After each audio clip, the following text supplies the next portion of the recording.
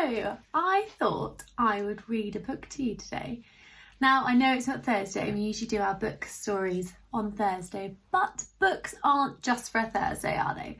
So I thought, as it's the midweek, and I know that some of you have been finishing off your postcards, I would read to you today a book about a girl who discovers something, and that thing that she discovers is called a worry, and it's following her journey of finding this worry and how to deal with it. So I'm going to read it to you now.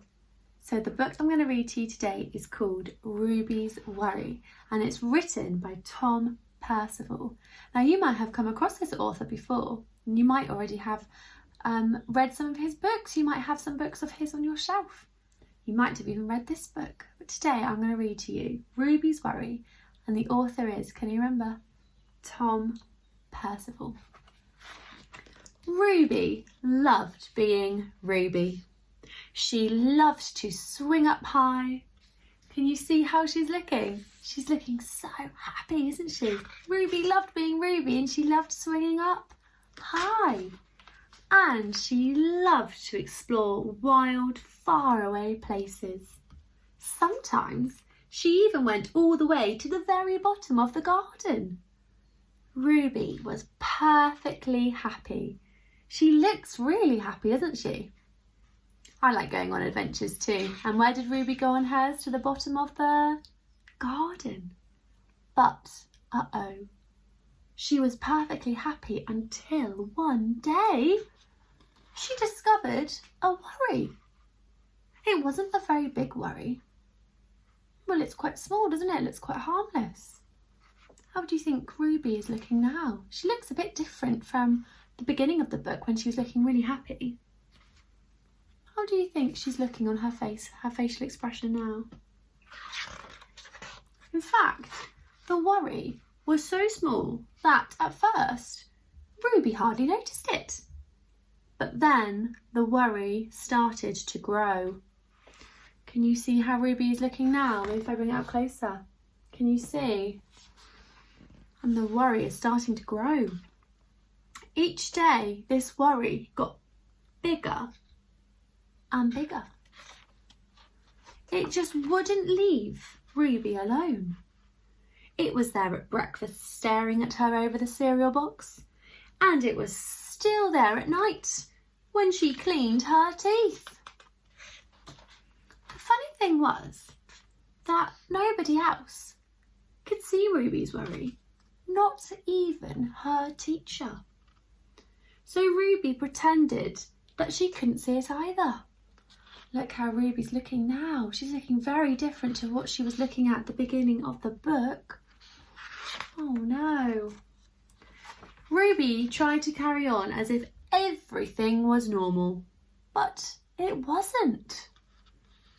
The worry was always there, stopping her from doing the things that she loved. Oh no.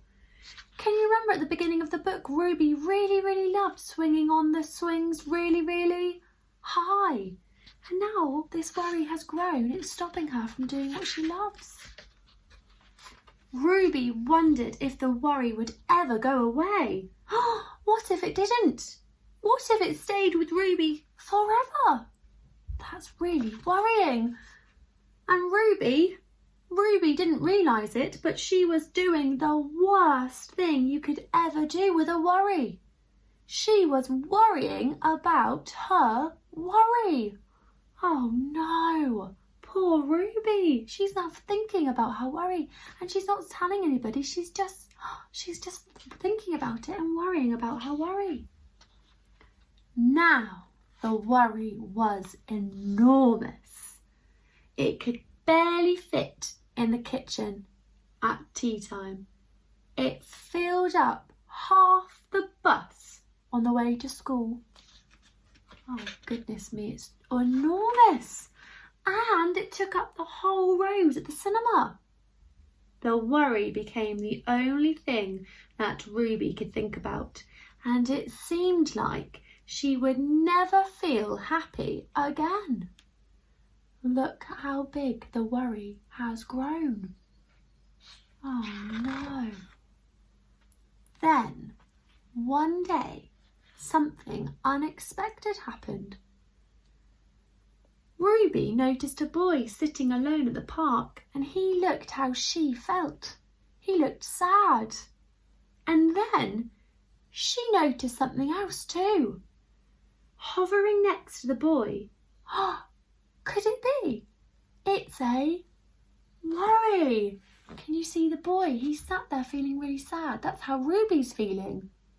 And the boy has a worry too. Doesn't look as big as Ruby's though, does it? But he still looks sad. It's still a worry. It was a worry. Ruby realised that she wasn't the only person with a worry after all. Other people had them too. She asked the boy what was on his mind, and as he told her, the strangest thing happened. His worry began to shrink. Oh my goodness. So because Ruby asked the boy what was going on, why is he okay? Are you all right? When he began to tell Ruby, his worry began to shrink. Then Ruby did the best thing you could ever do if you have a worry. She talked about it. As the words tumbled out, Ruby's worry began to shrink until it was barely there at all. Soon, both of their worries were gone. Can you see how much happier Ruby's looking now that she's talking about her worry? Can you see it's shrinking? So small you can barely see it. Can you see? It's getting smaller and smaller. It was shrinking as Ruby was telling the boy about her worry. Finally, Ruby felt like herself again. Of course, that wasn't the last time she had ever had a worry. Everyone gets worries from time to time, but now she knew how to get rid of those worries. Can you see? Although she's got a small worry, can you see the facial expression now? What does she look like? She is smiling. Ruby's feeling like herself again, and can you remember? Like she said, there's going to be worries from time to time, but she now knows how to get rid of them. Can you remember how she does that?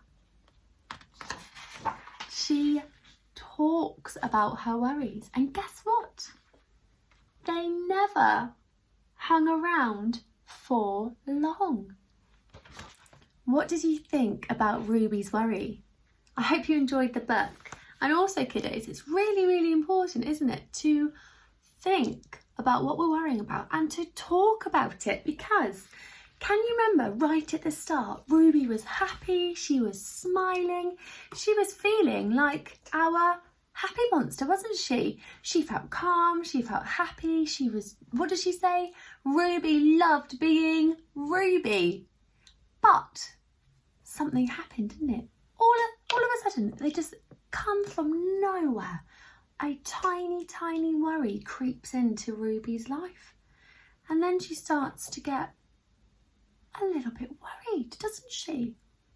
And the worry gets bigger and bigger and bigger, and nobody else can see it, not even her friends, not even her teacher.